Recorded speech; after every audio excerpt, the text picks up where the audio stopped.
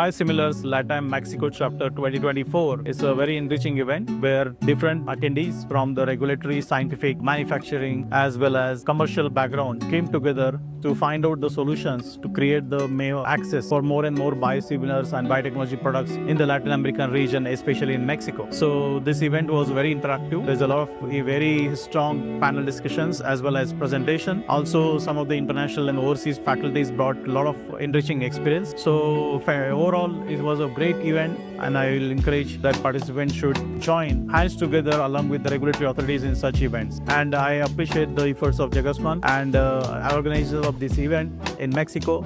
Wishing you all the success. Thank you.